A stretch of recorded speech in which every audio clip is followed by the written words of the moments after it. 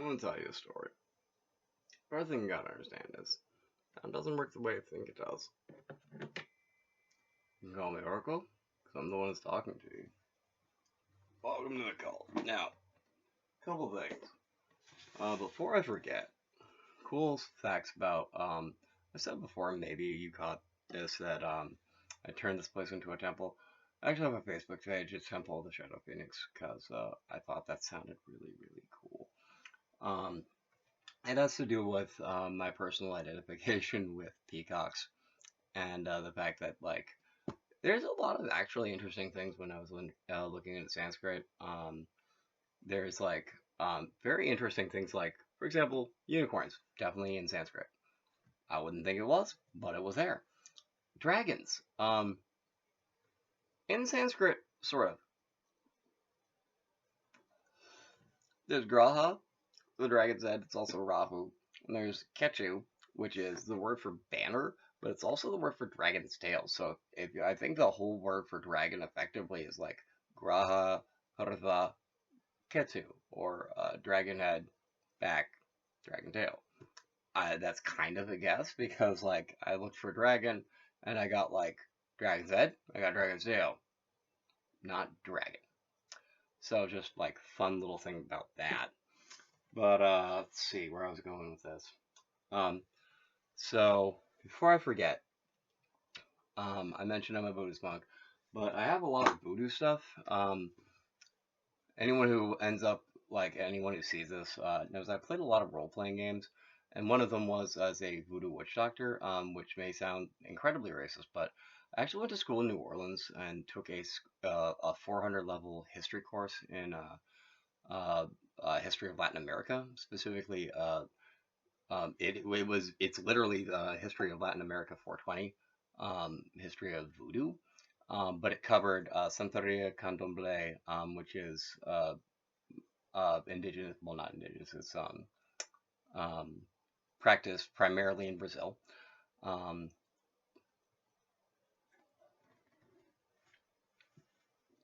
see what else? Oh, but it also includes Santeria and there's Pentecostals, which are essentially um, they're actually more lean towards being classical evangelicals.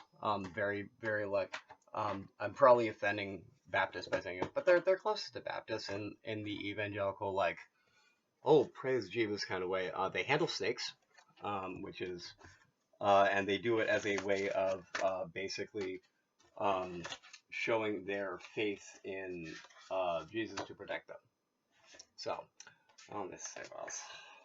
Um, I'm actually checking to see if I have my certificate from when I got. Actually, I don't have the certificate from when I got initiated exactly. I do have a certificate from um, the. I was taught basically a blessing and a healing technique in the same class set that I got the initiation in from. They were technically separate, but also kind of the same thing. Um, but that said, um, oh, before I get too over distracted, um, you cannot physically see them, but I created in this room an ashra pole. If you know anything about like supernatural, there's this reference to the darkness. Technically, I guess that's actually literally, if you read the Bible, about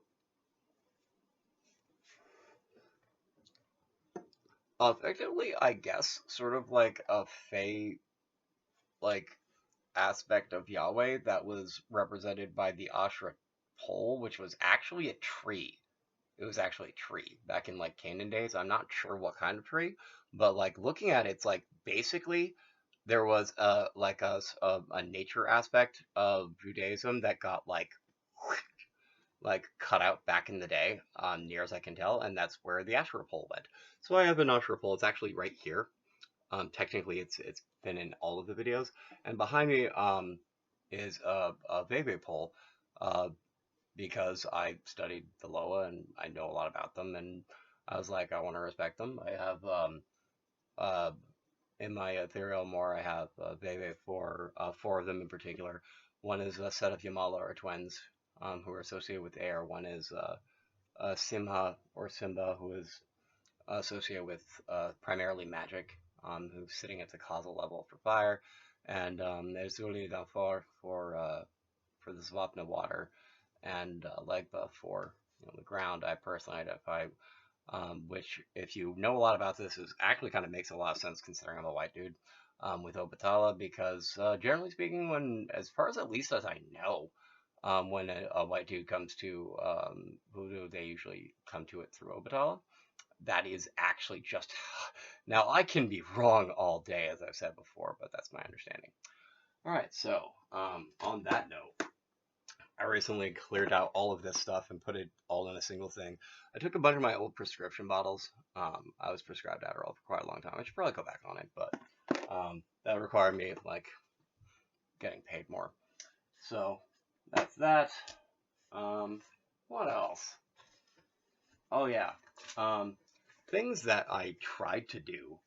So those are things like the Astropole and the Vaporpole things I did with the blessing spell. Um, however,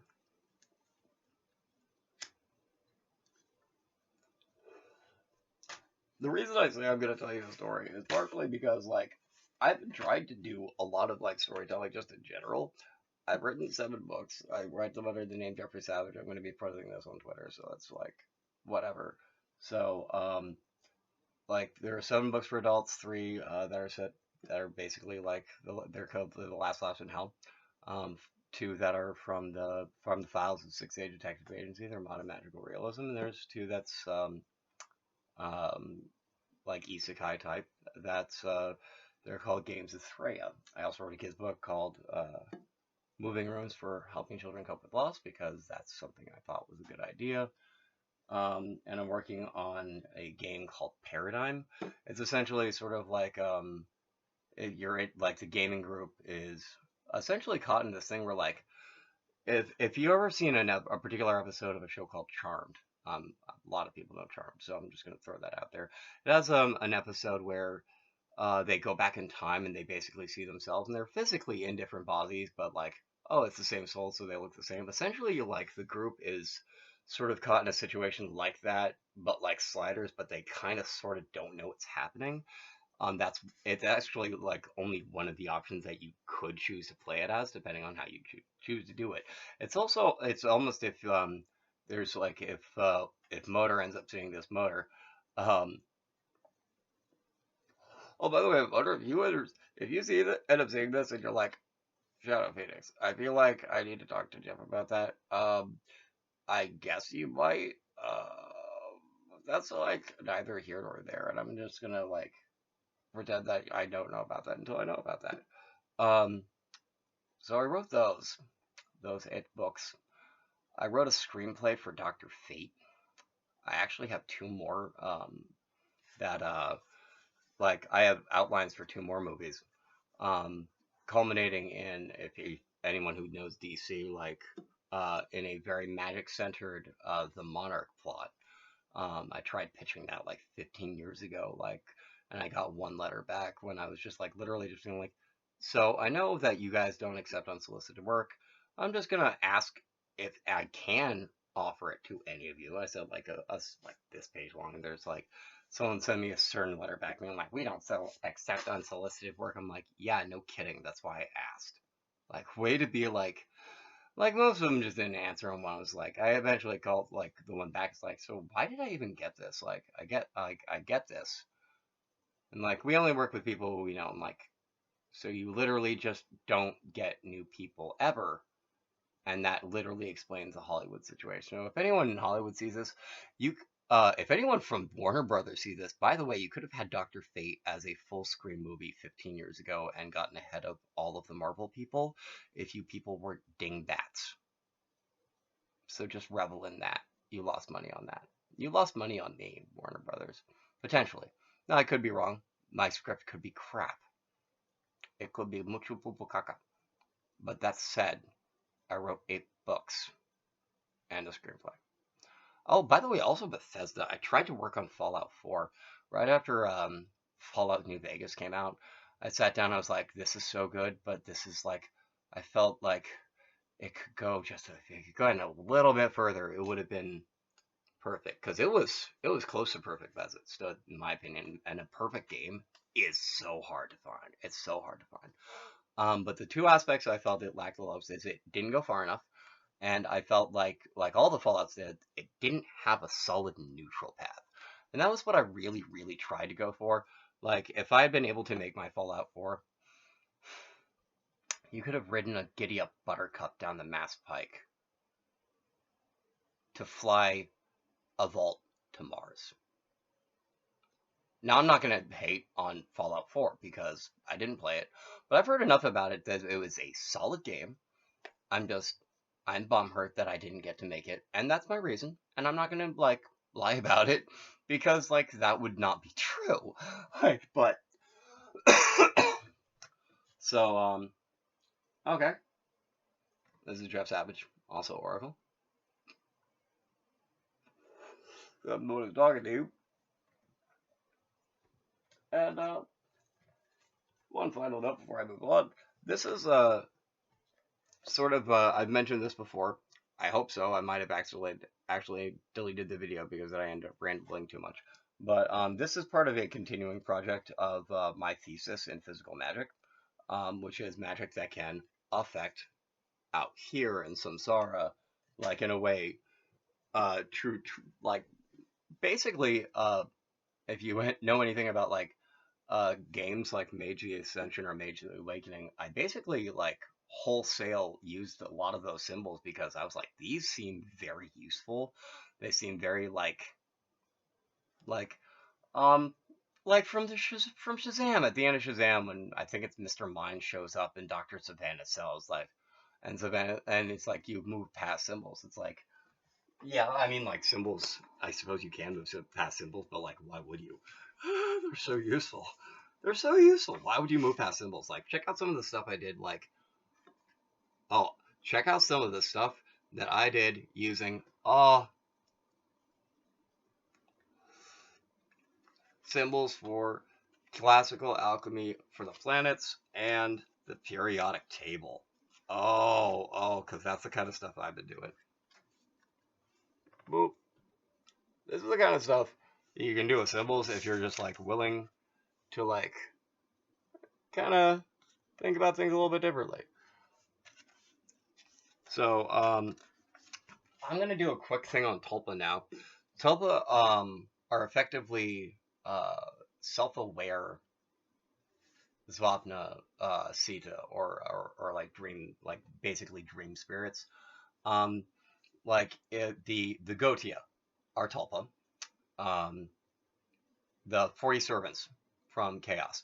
From if you go online and go look for Adventures in Woo Woo, there's these things called the 40 servants and the four devils. They are all super legit. They're essentially servitors. Now, essentially, you can also look up servitors. The Tulpa are servitors, or they usually start out that way. There are free Tulpa that are just like someone made a tulpa and then they died and then they're still around. That happens, you know. Um, I generally try to like not make a bunch of tulpa because I feel like that's irresponsible. I feel like that's being like that's sort of like having kids because you have a lot of work that you want to move around. Like it's beyond rude. It's beyond rude. Don't be true rude. Okay.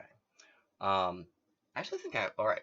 I think I'm going to look over here because I think I actually have an open picture file that is about specifically. Oh no, but close all my pictures. But so if you like, you buy into the core idea that there's like stuff that we don't see on the regs, like that's like fully percent real. That is in like the invisible world, so to speak. That's like right there in the Harmia or the Netherist, so to speak.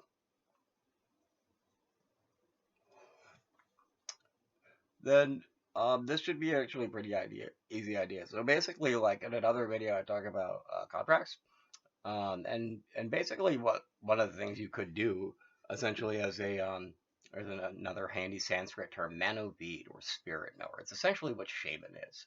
Like a shaman in Sanskrit, as far as I can tell, and if anyone, like, who knows if anyone who speaks Sanskrit is going to say it. If you know what a mano bead is, like, if you would know a better word for shaman than mano bead, and I'm just like grossly misusing that word, please tell me if I'm grossly misusing any of the words that I'm throwing out here. But cool things I found in Sanskrit. Uh, Rule of the poison worm. That's cool. Chayatman. That's cool. Let's see what else. Oh, I have this personal theory that there's like a magical side to the Speed Force from Marvel called Hypertype. I think that would be awesome, and it's like essentially where the magic part of teleportation came from, where like where they're like gate spells. Like you ever see I love anime, especially a show called two shows in particular, No Game No Life, and it gets a little creepy at one point, but I think it's like the one part that I find extra creepy. I was like, this is what's going on here. It's a Jabril introduction episode. It's the beach party. Beach party was okay up to a point, and then it got creepy. Sorry, you got creepy. Anyway, and Horizon in the Middle of Nowhere. Oh my god, I love that show. Oh my god, I love that show. People like might think that's like the most ridiculous show ever, but if you think about it, like actually think about it, the core concept of it is fascinating. It's like fascinating. Like essentially, we discovered all this magical stuff and we went into space, but we eventually screwed up the planet. So when we came back, it was like hostile as everything. And so we basically have to rebuild history because that's what happened because of a like essentially a magical war detonating an entire dimension. Like that's if unless like grossly misunderstand it, that's what happened in like the preamble to that show. So all right, I'm done. I'm done rambling.